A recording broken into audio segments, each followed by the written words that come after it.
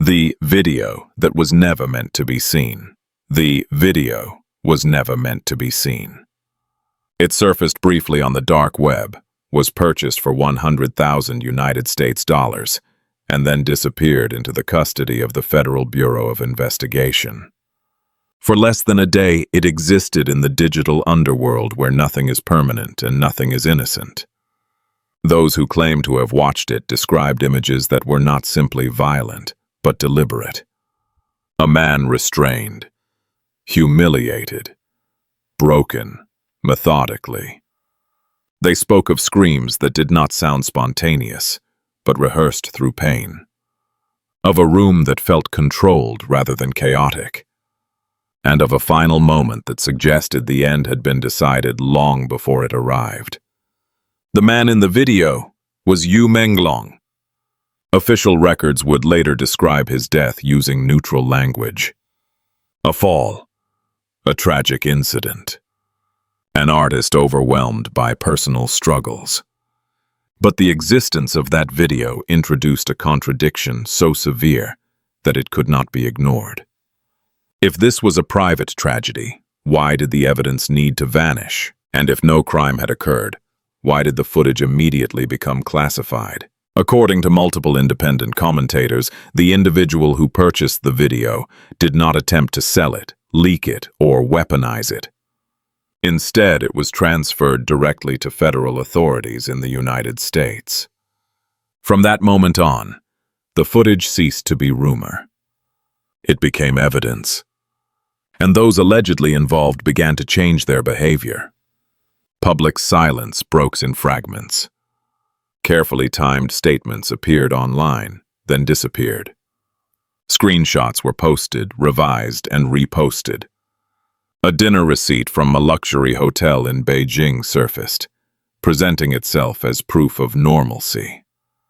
2 people, 1 table, a quiet evening. Nothing unusual. Nothing criminal.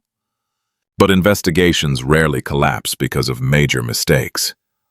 They unravel because of small ones. The receipt looked new. Too new. The timestamps conflicted with private messages exchanged at the same hour. Devices did not match. And a question emerged that no one could convincingly answer. If 2 individuals were seated together in the same room, why were they still communicating through encrypted messages? As we examine these details, a location begins to appear repeatedly, not as a backdrop, but as a silent participant. The Bulgar hotel in Beijing was not just where meetings occurred. It was where contradictions multiplied. It was where digital evidence seemed to originate. And it was where another video, separate from the dark web footage, appeared to show a man being forced to expel a swallowed object while screaming in terror. If that recording was authentic, then Yu Menglong was alive during that moment.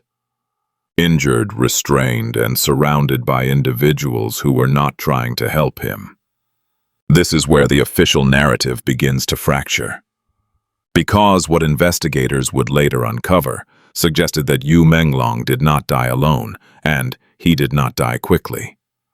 The official story begins to fracture. In the early days following Yu Menglong's death, there was an urgency to normalize what had happened. Statements were issued quickly. Timelines were simplified. Language became intentionally vague. What occurred was described as unfortunate, isolated, and deeply personal. There was no mention of coercion, no suggestion of confinement, no indication that anyone else might have been present. Yet normalization is often the first signal that something is wrong. The first physical object introduced into the public narrative was a dinner receipt from the Bulgar hotel in Beijing. It appeared mundane by design. 2 names, 1 table, a modest list of items, a total amount paid. The implication was clear. If the evening could be framed as ordinary, then the night itself could be stripped of suspicion. But ordinary details rarely withstand scrutiny. The paper receipt showed a date more than a month prior to its publication online, yet the condition of the paper suggested it had been printed recently. The ink appeared sharp. The folds were clean. There were no visible signs of prolonged handling.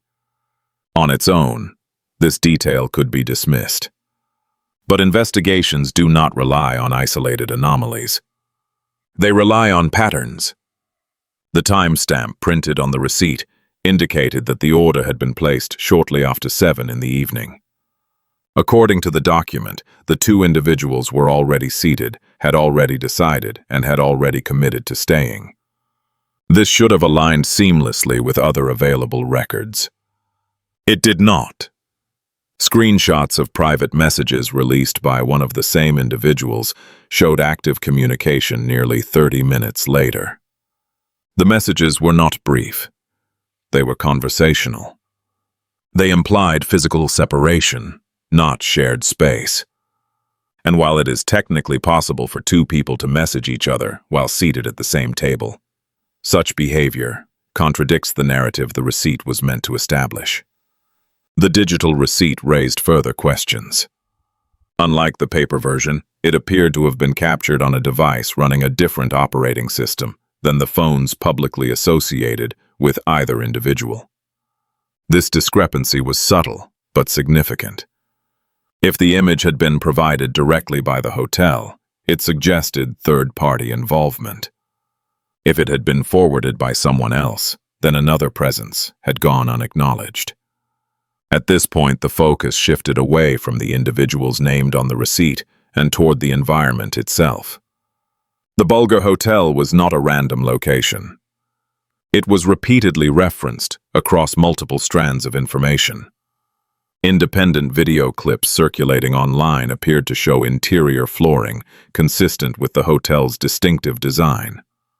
Audio analysis conducted by online investigators suggested the acoustics of a large enclosed space, not a private apartment. And one particular clip showed a man screaming while being forced to expel an object he had swallowed. The man was identified as Yu Menglong. If that identification was accurate, then several assumptions collapsed simultaneously. Yu Menglong had been alive during the recording.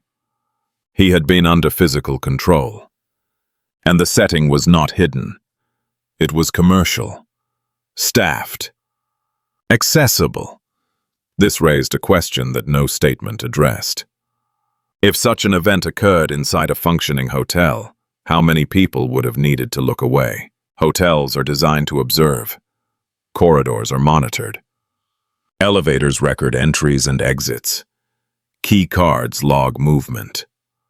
Silence in such an environment is not accidental. It is coordinated.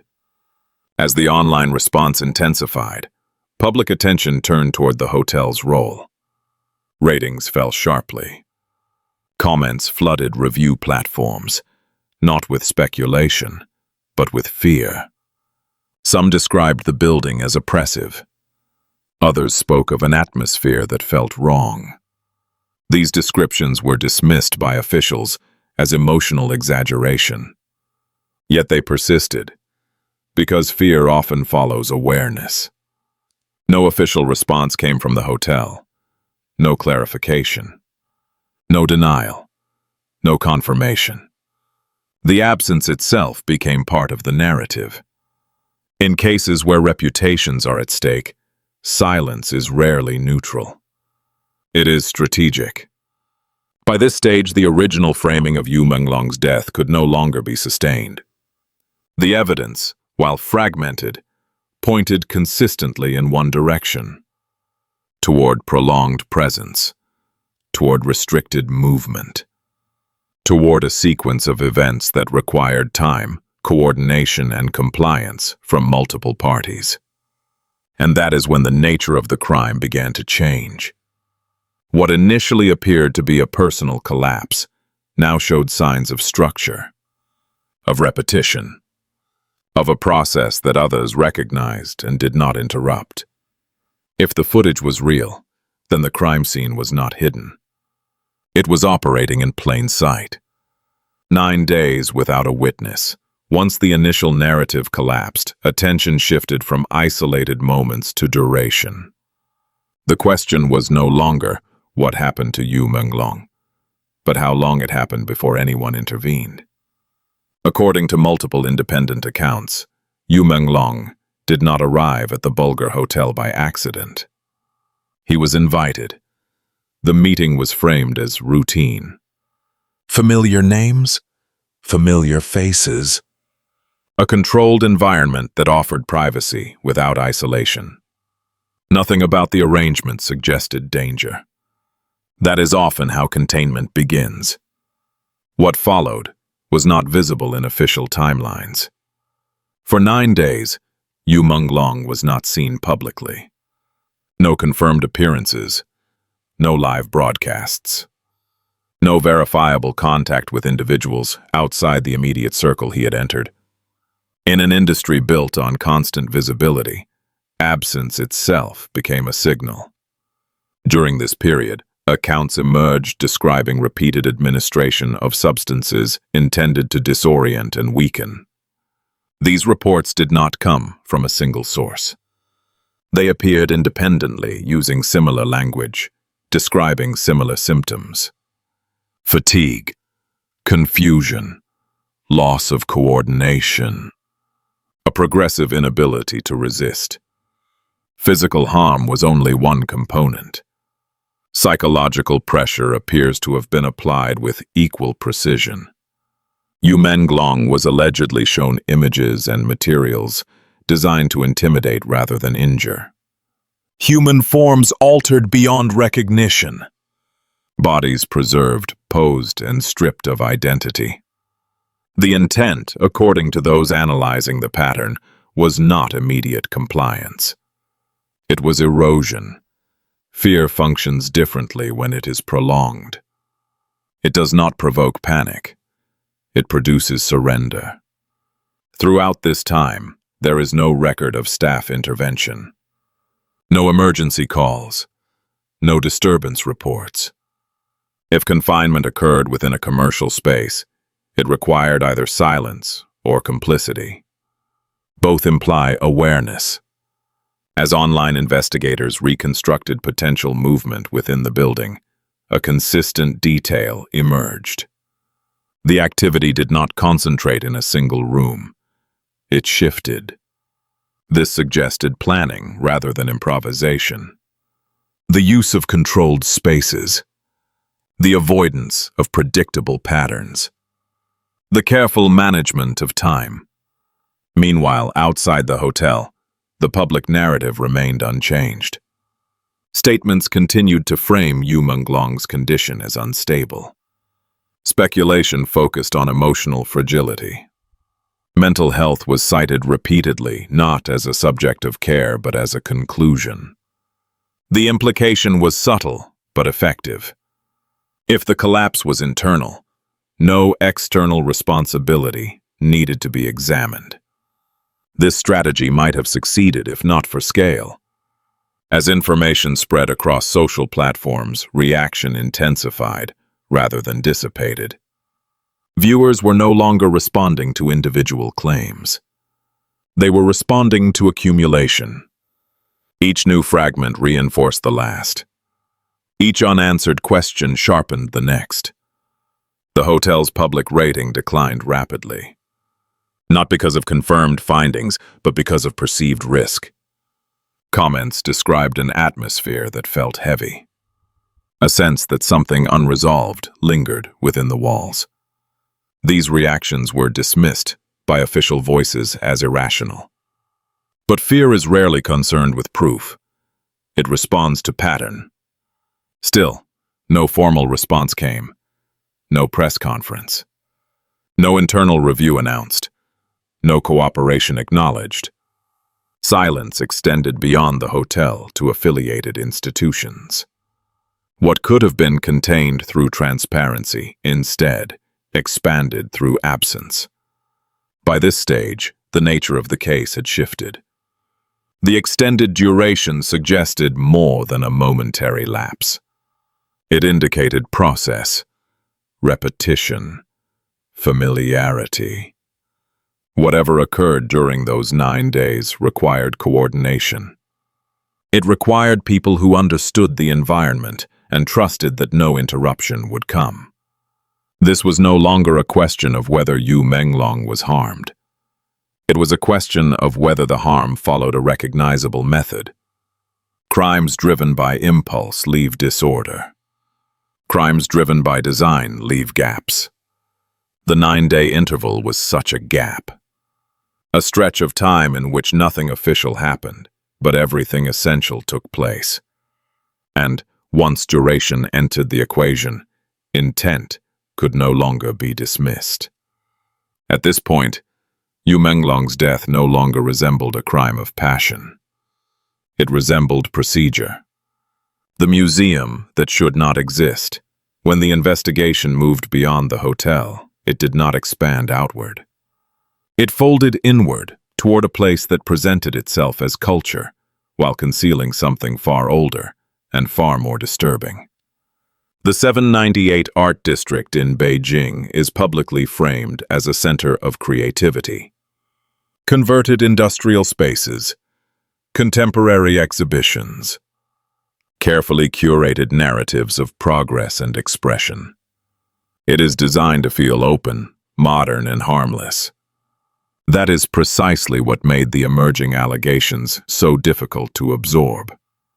Images began circulating online that were immediately censored. What remained visible was enough. Blurred outlines. Distorted forms. Human figures arranged with intention rather than chaos. These were not depictions of violence in motion. They were depictions of aftermath. Of bodies presented as objects. The images were traced to a museum within the district, one associated with exhibitions that blurred the boundary between art and anatomy. The photographs were allegedly uploaded by an individual whose digital footprint overlapped repeatedly with Yu Menglong's final movements. Location check-ins, identical backgrounds, matching timestamps across platforms separated by years. The pattern suggested familiarity. What unsettled investigators was not the existence of the images, but their timing. They appeared on the exact day an exhibition associated with Yu Menglong was scheduled to open. An exhibition that was quietly cancelled after his death. An exhibition whose promotional materials were removed without explanation. The implication was subtle but profound. Whatever Yu Menglong had been preparing to present was no longer allowed to exist. Attention turned to the function of the museum itself. Facilities of this nature do not operate in isolation.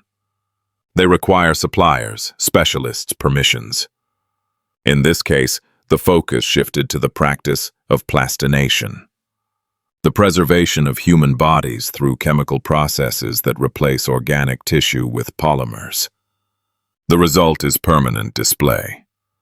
Muscle, nerve, and organ frozen into educational permanence. Officially, such exhibits rely on donated bodies. Officially, consent is documented. Officially, the process is regulated. But official narratives fracture under scrutiny. Independent researchers noted historical links between plastination facilities and political power structures. Individuals who once held influence over regional economies. Figures connected to campaigns of suppression and disappearance. Testimonies from former insiders suggested that not all bodies used in such exhibits originated from voluntary sources. This is where the investigation crossed into territory that many found unbearable. Accounts surfaced claiming that Yu Menglong had been taken to the museum during his confinement. Not as a visitor, not as an artist, but as a subject. He was allegedly forced to view preserved human remains as a form of psychological domination, a message delivered without words. This is where resistance ends. Whether this account is fully accurate remains contested. What cannot be dismissed is the alignment of locations. The Bulgar Hotel, the 798 Museum, a nearby residential complex. 3 sites forming a closed geographic loop, each appearing independently in separate streams of evidence, each linked by proximity and timing. Together, they suggested a controlled environment rather than coincidence. At this stage, the investigation could no longer be confined to individuals. It expanded toward systems. The silence that followed these revelations was immediate and absolute. Content was removed. Searches yielded nothing. Public discussion was suppressed with unusual efficiency. The absence was not passive. It was enforced. This silence functioned as a signal. In environments where information disappears this quickly, the goal is not persuasion. It is erasure. Not to convince the public of an alternative truth, but to prevent the formation of any truth at all. What emerged instead was a realization that unsettled even seasoned observers. Yu Menglong's death did not represent an endpoint. It represented exposure. The unintentional surfacing of mechanisms designed to remain unseen. His body was no longer the central issue. What mattered was what his presence threatened to reveal. In this context, the museum was not an anomaly. It was a symbol. A place where human identity could be reduced to material. Where consent could be rewritten. Where disappearance could be reframed as display. By then, Yu Menglong was no longer a victim. He was evidence. The silence that remained in the aftermath of Yu Menglong's death, what persisted was not clarity but silence. Not the quiet of resolution, but the absence created by deliberate removal. Records vanished. Accounts were suspended. Locations that once appeared central to the narrative returned to their original roles, operating as if nothing had occurred. This pattern is not unique. It appears wherever accountability collides with power. As the fragments of this case are assembled, a consistent structure emerges. A controlled environment, extended duration, coordinated inaction. Each element on its own could be dismissed. Together, they describe a mechanism that functions without spectacle. One that relies not on overt force, but on predictability. On the assumption that silence will hold. In such systems, responsibility is diffuse by design. No single action carries full weight. No single individual appears decisive. The result is a form of disappearance that does not require secrecy. It requires only routine. Yu Menglong's role within this structure remains contested. Officially, he was an artist facing personal difficulties. Unofficially, he became a convergence point. His movements intersected with locations that rarely invite scrutiny. His associations bridged cultural institutions, commercial spaces, and private authority. Whatever he carried into those spaces, whether information or intention, disrupted equilibrium. That disruption appears to have triggered response. What is most striking is not the violence implied by the allegations, but the restraint. There were no public arrests, no televised investigations, no formal acknowledgments. Instead, there was calibration, adjustments to narrative, strategic withdrawal of material, an insistence that the case return to normalcy. Normalcy, however, depends on forgetting. In environments where memory is unstable, truth does not disappear suddenly. It erodes, first through contradiction, then through fatigue, finally through indifference. The goal is not to persuade, but to wait until attention moves elsewhere. Yet this case resists closure, precisely because it does not conform to familiar categories. It is not solely a criminal investigation. It is not solely a political controversy. It is a study in how systems manage exposure, how institutions absorb shock, how individuals become liabilities without ever being named as such. As observers, we are left with a responsibility that cannot be delegated. Not to reach conclusions where evidence remains incomplete. Not to substitute speculation for verification. But to recognize patterns when they repeat across contexts. To understand that silence, when consistent and enforced, carries informational value of its own. The death of Yu Menglong may never be adjudicated in open court. The materials associated with it may remain inaccessible. The institutions implicated may continue uninterrupted. That outcome would not be anomalous. It would be consistent. What endures instead is the question his case leaves behind.